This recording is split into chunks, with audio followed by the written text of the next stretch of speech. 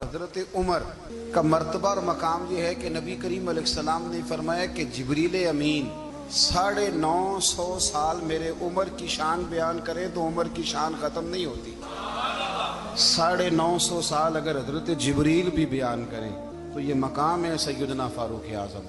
نبی کریم صلی اللہ تعالی علیہ وسلم نے فرمایا کہ میں نے خواب دیکھا ہے، کچھ لوگوں کو میں نے قمیضیں پہنے ہوئے دیکھا، کچھ کی قمیضیں ناف تک تھیں، کچھ کی پیٹ تک تھیں اور کچھ کی گھٹنوں تک تھیں۔ عمر میں نے تمہیں بھی دیکھا ہے، تمہاری قمیض تو پیروں سے ٹکرا رہی تھی۔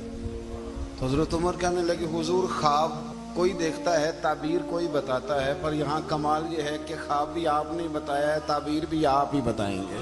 حضور پھر بتا دیں اس خواب کی تعبیر کیا ہے؟ تو حضور نے فرمایا تعبیر یہ ہے کہ کسی کا دین ناف تک، کسی کا گھٹنوں تک، کسی کا پیٹ تک، اور عمر تو سارا ہی دین میں لپٹا ہوا ہے، تو سارا ہی دیندار ہے، سارا ہی۔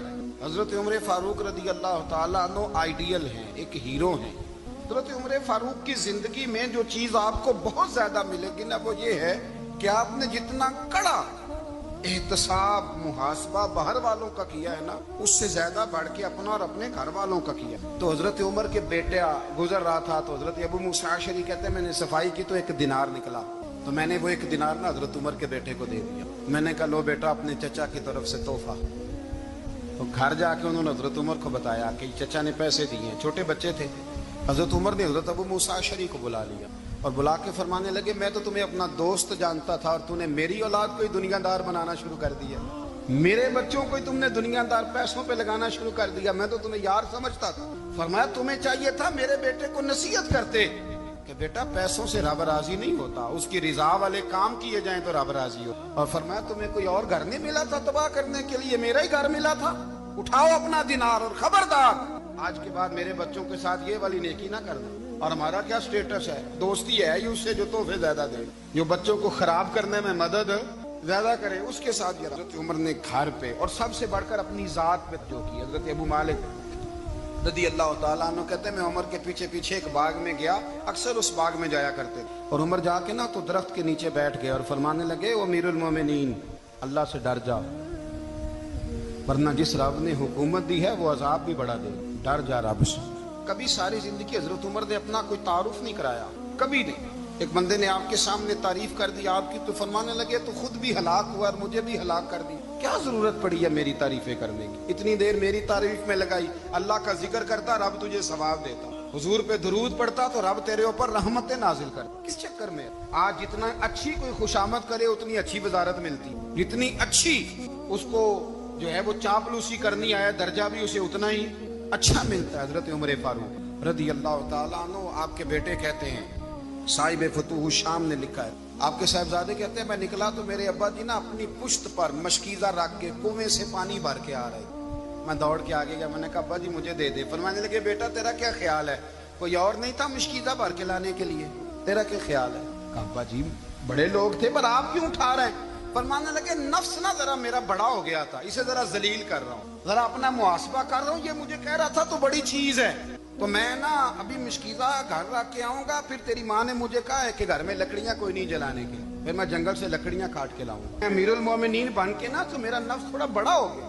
اب یقین کریں ہمارا آزما خراب ہو جاتا ہے جب تک ہمارا تعارف صحیح نہ ہو، ہمارا تعارف ٹھیک نہ ہو، میں یہ ہوتا ہوں میں وہ ہوتا ہوں، چھوڑ مٹی دیں تے مٹی رہنا ہی، مٹی دیں تے مٹی دیں تے مٹی رہنا ہی، ایویں کادی بلے بلے اج مٹی دے اتے بندیا تے کل مٹی دے تھلے، مٹی دیں تے مٹی رہنا ہی، کادی بلے۔ مجھے پوچھ لو، مجھے جان لو، میرا نام لے لو، میں بھی آیا ہوں، میں بھی ہوتا ہوں، میرا بھی یہ تذکرہ ہے۔ جس کو اپنا تعارف کرانا پڑ گیا اس سے بھی زیادہ کمزور کوئی ہے؟ فوٹو میں دکھاتا پھرتا ہے فلانے کے ساتھ فوٹو فلانے، تو کمزور بندے یہ کام کرتے۔ حضرت عمر فاروق اللہ اکبر، حضرت عمر جیسا بندہ 24 لاکھ مربع میل کا حکمران اور شاہ روم کو خط لکھ کے کہتا ہے میں منت نہیں کرتا میں حکم دیتا ہوں، نہ تگڑا بندہ۔ جنگ قادسیہ کے لیے حضرت سعد بن ابی وقاص کو بھیجا، فتوح الشام پڑھ کے دیکھیں۔ حضرت عمر بڑے پریشان ہیں، اتنے دن ہو گئے کوئی رپورٹ ہی نہیں آئی، اب تو موبائل ہے نا، 1 منٹ کی رپورٹ لیں آپ، بلکہ آپ 1 منٹ کی فوٹو لیں آپ، رپورٹ تو دور رہ گئی۔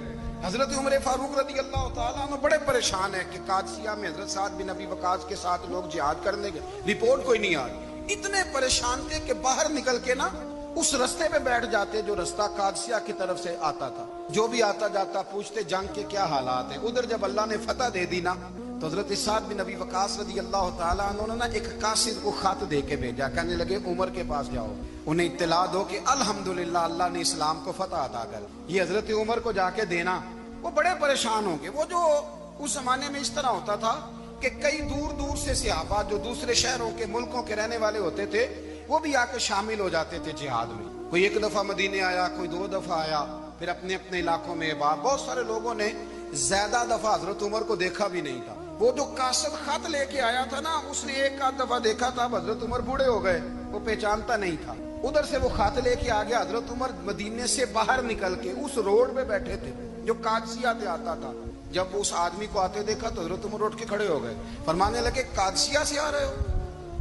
وہ کیا کہتا ہے؟ پھٹے پرانے کپڑے، ٹوٹے ہوئے جوتے، سر پہ پرانی پگڑی، کہنے لگے غلام مدینے کے رہنے والے ہو؟ حضرت عمر کہنے لگے ہاں مدینے کا ہوں۔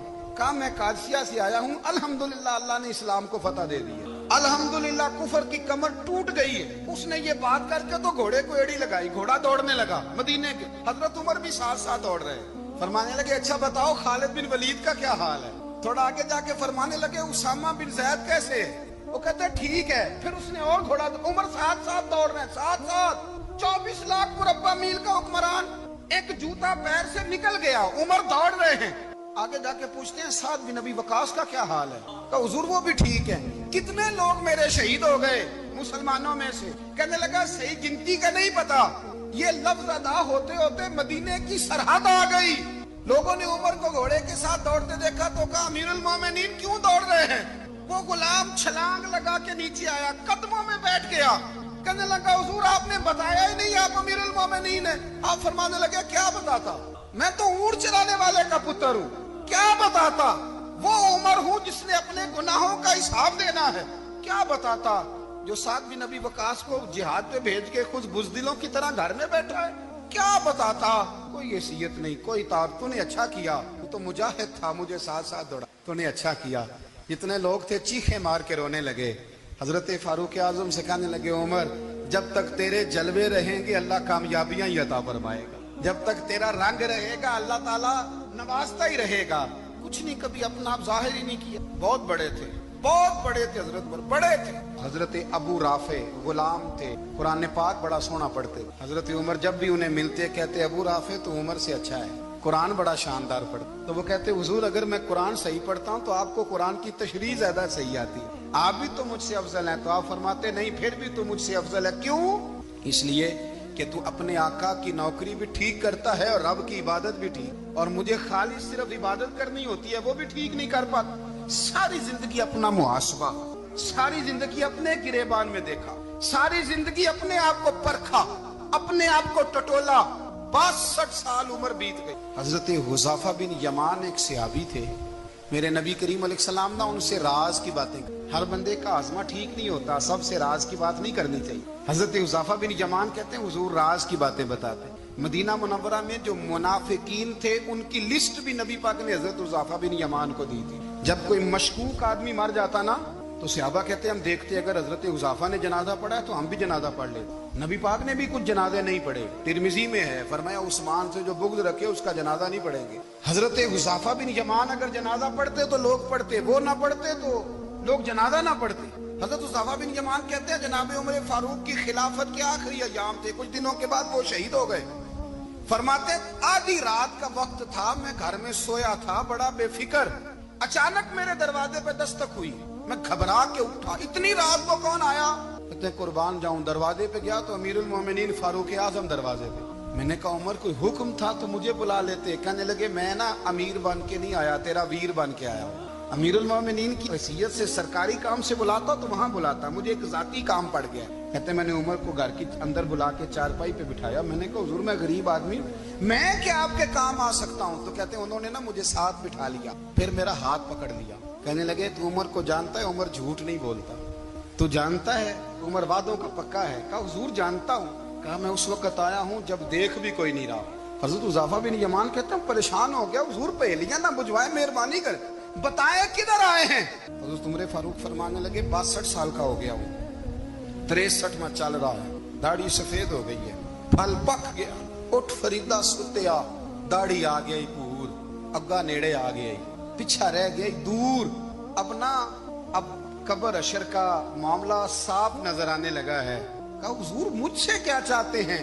हज़रत उमर रो पड़े, कहने लगे आज मैं इशा के बाद निकला हूं तो नबी पाक के सहाबा मुझे नेक कह रहे थे, फिर मैंने बच्चों की माँ से और बच्चों से भी पूछा है, वो भी मुझसे राजी हैं, पर हुज़ैफा तेरे साथ नबी पाक राज की बातें करते थे, सच बता कहीं उमर का नाम मुनाफिकों में शामिल तो नहीं? सच बताओ, उन मुनाफिकीन में तो शामिल नहीं, कहीं ऊपर से तो नहीं सारा कुछ? हज़रत हुज़ैफा बिन यमान कहते हैं मैं बाप के मरने पे इतना नहीं रोया जितना उमर के सवाल पे रोया। मैं कदमों में बैठ गया, मैंने कहा नहीं उमर, ये तो मैंने नहीं सुना, लेकिन ये मैंने नबी पाक से जरूर सुना है कि मेरे बाद अगर कोई नबी होता तो उमर इब्ने खत्ताब होता। ये मैंने अपने कानों से सुना है कि उमर जिस गली से गुजरे शैतान रास्ता बदल जाता। ये मैंने अपने कानों से सुना है कि 950 साल हजरत जिब्रील जनाब उमर की शान बयान करें तो फिर भी बयान नहीं हो, ये मैंने जरूर सुना। दोस्तों, सारी जिंदगी हजरत उमर ने अगर दूसरों का मुहासबा किया तो अपना और अपने बच्चों का भी कड़ा ख्याल रखा कि बच्चे दोनों कारोबार के लिए मिस्र गए। एक बहुत बड़ा काफिला गया मदीने से मिस्र तिजारत के लिए, तो ये गए तिजारत के लिए, तो हजरत अब्दुल्ला इब्ने उमर और हजरत उबैदुल्ला इब्ने उमर, हजरत उमर के दोनों बेटे गए। जनाब उमर फारूक के बच्चे जब वहां पहुंचे, बच्चे हैं, शहजादे हैं, वो कारोबार करने गए और वहां बताया गवर्नर साहब ने कि ये फारूक आजम के बच्चे अमीरुल मोमिनीन के। लोगों ने उनसे ज्यादा माल खरीदा, तिजारत में ज्यादा नफा हुआ। जाहिर है कि वो आपके जो अल्लाह खैर करे हुक्मरान है, उनके कारोबार कितने मुल्कों में है, किस बुनियाद पर है? सिर्फ इस बुनियाद पर कि वो हुक्मरान रहे, उनके लिए आसान था बड़े लोगों से ताल्लुकात बनाना। हजरत उमर फारूक रदी अल्लाह तआला अन्हु के बच्चे ढेरों माल कमा के जब वापस आए ना, हजरत उमर से आके बच्चों ने बतौर मोहब्बत का अब्बा जी अल्लाह ने बड़ा ही फजल की, बड़ा माल कमाया अल्हम्दुलिल्लाह, ये देखें कितना नवाजा है। तो हजरत उमर कहने लगे सारे काफिले ने इतना ही कमाया, सारे काफिले ने इतना ही कमाया? तो हुजूर नहीं, सारे काफिले ने इतना नहीं कमाया, सबको इतना नहीं मिला। वो तो वहां गवर्नर साहब ने लोगों को तारुफ कराया था कि ये उमर के बच्चे हैं, तो लोगों ने फिर हमसे बड़ा ही खरीदा। तो हज़रत उमर फरमाने लगे ठीक हो गया, मैं बात समझ गया, इस तरह करो जो तुम्हारी असल ज़र थी ना, जो राज थी, वो रख लो और बाकी सारा माल माले खजाना में जमा करा दो, इसलिए कि ये तुमने तजारत नहीं की, ये तुमने अपने बाप का नाम बेचा है, ये तुमने अमीरुल मोमिनीन के बेटे होने का फायदा उठाया है। फरमाया ये तुम्हारा नहीं हक, मुसलमानों का है, इसलिए कि ये माल तुमने मेहनत से नहीं कमाया, ये बाप की कुर्सी का फायदा उठाया है। और फरमाया अगर तुमने माल जमा ना कराया तो मैं माल भी ले लूंगा जबरदस्ती और कोड़े भी मारूंगा, डबल सलाह दूंगा, मर्जी से जमा कराओगे तो कोड़ों से बच जाओगे। बड़े बेटे ने तो जमा करा दिया, तो छोटा थोड़ा परेशान हुआ। तो हज़रत अब्दुल्ला इब्ने उमर छोटे भाई का माथा चूम के कहने लगे बेटे चुप करके जमा करा, यहाँ भी फख्र करके हम उमर के बेटे हैं और कयामत में भी फख्र करेंगे कि हम फारूक आजम के बेटे हैं। यहाँ भी नाज करेंगे और वहां भी नाज करेंगे कि उमर के बच्चे हैं। हमारे बाप ने खुद भी हलाल ही खाया है और जब हमारी कमाने की बारी आई है तो हमें हुक्म भी हलाल खाने का। भाई हमारा मिजाज नहीं। मुल्क शाम से और ईरान से कुछ लोग आपकी खिदमत में आए तो वहां से कुछ कनीजें भी आई, उनके बादशाह का पैगाम लेके। शाह ईरान की कनीज को मलका ने कहा कि ना हजरत उमर की जौजा को देख के आना जरा किस तरह की है। हमारे मुल्क में क्या कहते हैं खातून अव्वल, बाकी सारे दुओं में खातून अव्वल, जरा खातून अव्वल को देख के आना। तो वो जब आई ना घर में मिलने तो कहा कि मुझे मेरी मलका ने कहा था कि उमर की जौजा से अहलिया से मुलाकात करके आना। तो हजरत उमर की अहलिया ने ना एक जोड़ा कपड़ों का दे दिया मलका के लिए और एक खुशबू की शीशी दे दी। अब जब वो तोहफे वहां गए तो उस मलका ने ना कुछ सोने का सामान भेजा, कुछ जेवरात भेजे, कुछ तहाइफ भेजे। जब हजरत उमर के घर आए ना वो खादिम लेके आया, उसने कहा जी आपकी अहलिया ने तोहफे भेजे थे। तो जवाब में शाह ईरान की बीवी ने, यहाँ जिस मुल्क का वो सफीर था, उन्होंने भी ये भेजे। तो हज़रत उमर फारूक ना वो तोहफे लेके घर गए तो जाके कहने लगे अपनी अहलिया से ये तू कब से तोहफे तहाइफ भेजने लग गई, ये कब से निजाम शुरू हो गया? तो कहा हुजूर तोहफा देना लेना तो ठीक है, सुन्नत है, मोहब्बत बढ़ती है, तो ये कोई कबाहत नहीं, और मैंने अपनी जाती इस्तेमाल के लिए जो चीजें रखी थी वो मैंने दी हैं। تو حضرت عمر فاروق رضی اللہ تعالیٰ عنہ فرمانے لگے ہم نے کسی ملک کے ساتھ اور اس کے بادشاہ کے ساتھ ذاتی تعلق نہیں بنانا، تعلق جو بھی بنے گا رسول اللہ کے دین کی برکت سے بنے، ذاتی رشتے نہیں ہم نے قائم کرنے، ذاتی۔ آپ کے ملک کی جو ایئر لائن جس کا ہر سال خسارے کا ڈنڈورا پیٹا جاتا ہے نا، وہ ہمارے بادشاہ صاحب اور صدر صاحب اگر غیر ملکیوں کو گھوڑا کبھی بھیجنا ہو نا، گھوڑا تو پورا ایک جہاز گھوڑا لے کے تحفے میں جاتا ہے، پورا جہاز غریب قوم کا یہ سرمایہ، اور قوم بڑی بادشاہ ہے لائنوں میں لا کے ووٹ دیتی، دو کام ہمیشہ لائن میں لا کے کرنے، ایک بل لائن میں لا کے جمع کرانا ہے اور ایک ووٹ لائن میں لا کے، تاکہ پھر پورے 5 سال لائن میں ہی لگے رہیں۔ مرضی سے آپ ووٹ دینا پر جو بات درست ہے اس کو سنو۔ حضرت عمر فاروق رضی اللہ تعالیٰ عنہ نے اپنی اہلیہ سے پوچھا کتنے کا تھا وہ تیرا جوڑا اور خوشبو کی شیشی؟ انہوں نے کہا 3 دینار کی۔ فرمایا یہ 3 دینار تیرے اور باقی جو تحفے آئے ہیں وہ تو خود کہہ، چونکہ اس نے تیرے نام بھیجے ہیں، تو کہہ کہ میں مال غنیمت میں دیتی ہوں، تو کہہ میں مسلمانوں کو کہہ۔ تو زوجہ ہنس پڑی، کہنے لگی میں نام بھی کہوں تو مجھے کہنا تو پڑے گا ہی، کہنا تو میں نے ہے ہی، جو کہ سامنے عمر فاروق ہیں، لہذا فرمایا کہہ دیتی ہوں میں نے دیا خزانے کو۔ حضرت عمر جمع کرا لیا۔ میں یہ کیا بات ہے، میرے گھر والے جو مرضی کریں، ان کا معیار زندگی جس طرح کا مرضی ہو،